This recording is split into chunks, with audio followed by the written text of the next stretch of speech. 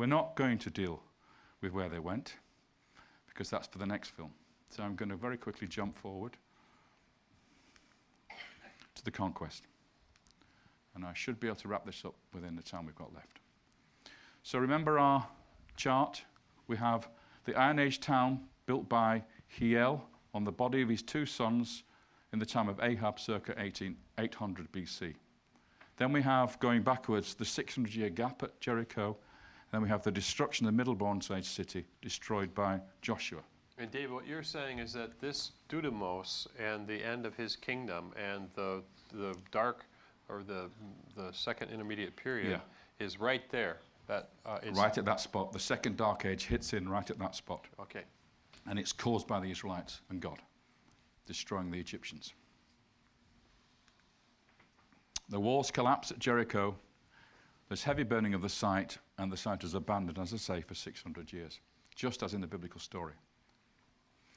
Joshua 6, 20 and 26. When the people heard the sound of the trumpet, they raised a mighty war cry, and the wall of Jericho collapsed then and there. At once the people stormed the city, each man going straight forward, and they captured the city. And at that time Joshua made them take his oath before Yahweh. Accursed before Yahweh be the man who rises up and builds this city. On his firstborn will he lay his foundations. On his youngest son he will set up its gates.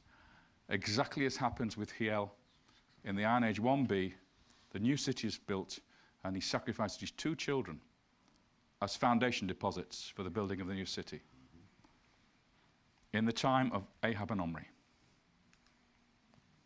So if we look at Jericho, this is looking down on Jericho. Excavated in the 1950s by Kathleen Kenyon. I'm going to take you to this trench that she dug. She dug several trenches, but this is one that I studied myself.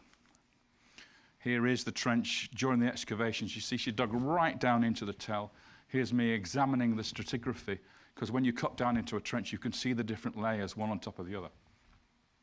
And what I'm going to show you now is the structure of the defensive system, which is a foundation of the wall that's on the top of the tell here, a sloping rampart made of plaster, a glacis we call it, at the bottom a revetment wall made of stone. And so it's virtually impossible to attack this monstrous structure, these high walls that you see at Jericho in the Middle Bronze Age.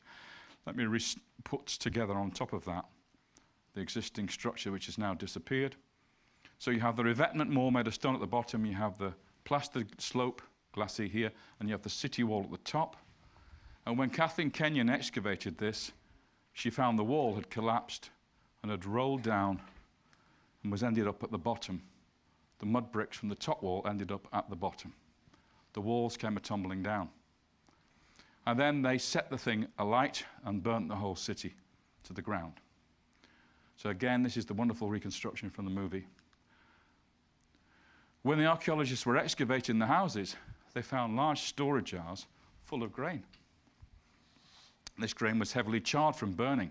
But what this tells us is when the attack took place, when the destruction took place, it took place shortly after Passover, because that's when the harvest is brought in from the Jordan Valley. And we know it wasn't a long siege because the jars are still full. It must have been a very short siege of the city. What does the Bible tell us? 7 days. If we move on to Hatsor, very important site, the greatest or foremost of the kingdoms according to the Bible. It was the royal citadel of a king called Jabin, who was the top knob of the area. Joshua 10:11. Joshua then turned back and captured Hatsor, putting its king, called Jabin, to the sword. Hatsor in olden days was the foremost of those kingdoms.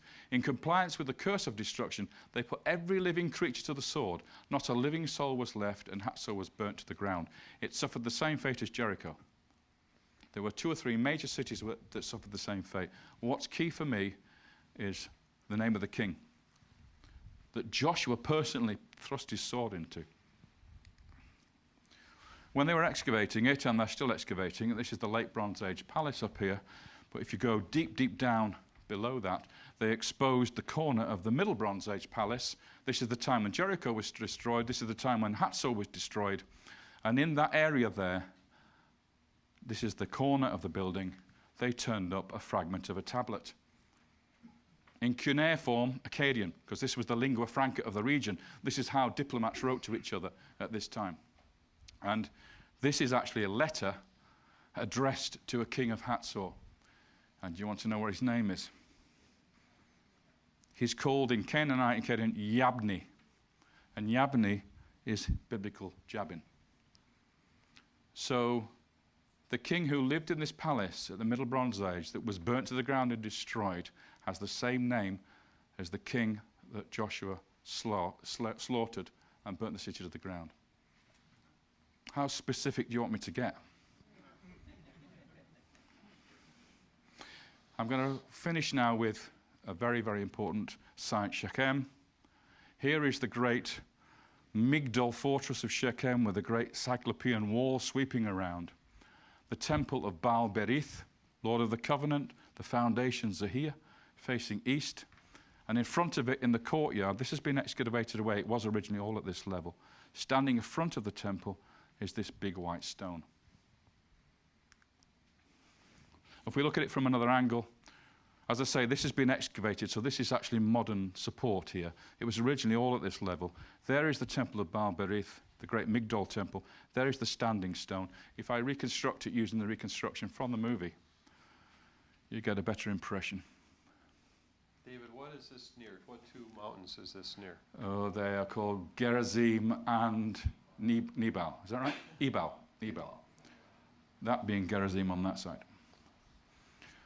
So we have the oak tree, we have the tower temple, the Migdol temple of Baal Berith, the Lord of the Covenant. We mustn't say Baal because it doesn't mean Baal, the evil Baal. This is the word for Lord in this particular case. The covenant of Abraham we're talking about here. And the standing stone. Who set the standing stone up? Joshua. So there is Joshua's standing stone in front of the temple, still there to this day. In the reconstruction I'll show you later. Sometime later, about 100 years later or so, there was a king of Shechem called Abimelech. And he was a pretty bad character. And he decided to attack the city and kill everybody in the city. And this is a reconstruction of the fire of destruction which burnt this temple to the ground. And this is the text from that. Judges 9:45-49. All that day, Abimelech attacked the town. He stormed it and slaughtered the people inside, razed the town and sowed it with salt. On hearing this, all the leading men inside Migdol Shechem took refuge in the crypt of the temple of Baal Berith. Abimelech's men piled branches over the crypt and set it on fire over those who were inside, so that all the people in Migdol Shechem died, about 1,000 men and women. And what does archaeology show us? That this temple was destroyed by fire about 100 years later, exactly matching the story in the Bible, the book of Judges. So, this monolith here is one of the most important artifacts from the Bible. Joshua 24:25-28. That day, Joshua made a covenant for the people. He laid down a statute and ordinance for them at Shechem. Joshua wrote these words in the book of the law of Yahweh. He then took a large stone and set it up there under the oak tree in Yahweh's sanctuary. Joshua then dismissed the people, everyone to his own heritage. This was the renewal of the covenant, and that is the covenant stone of Joshua. If you go to Nablus today, ancient Shechem, you see that standing there, stone daubed in Intifada graffiti by the youths, and then painted over in yellow paint to cover what they've written on it. Standing there forlorn, not recognized by anybody. The Israelis don't recognize it. The archaeologists don't recognize it for what it is. It's so obvious what it is, but of course, it's 300 years too early to be Joshua's standing stone. So it can't be. Neither can that be the temple which Abimelech destroyed and burnt to the ground. So, let's look at our wall of time one more time. Now, when we didn't have any matches over here, in the 19th dynasty or the 18th dynasty, suddenly we have a perfect match between the arrival of Joseph and Jacob in the Middle Kingdom towards the end of the 12th dynasty. The growth and multiplication of the city of Avaris, so it becomes one of the biggest cities in the ancient world, teeming with Semitic peoples. Suddenly, a slavery comes along a change of dynasty happens where you get this sub-dynasty of major strong pharaohs who are native Egyptians who decide to enslave the population. We see it in the bones of the burials. We see it in the children, the infants that are buried, the massive increase in the burial of infants. And then we see the death pits at Avaris. And suddenly the whole population of Semites leaves the city and disappears. And then immediately following that, the Hyksos arrive, invade Egypt, and literally take over the place for 2 centuries, brutalizing the Egyptians. And finally, 40 years afterwards, in the Middle Bronze Age here in Canaan, we have a destruction of Jericho, where the walls fell down, where the city was burnt to the ground, and was abandoned for 600 years, where Jabin was killed at Hatsor, where the site of Shiloh was founded for the ark for the very first time, and where at Shechem we find the covenant stone of Joshua erected by the leader of the Israelite tribes.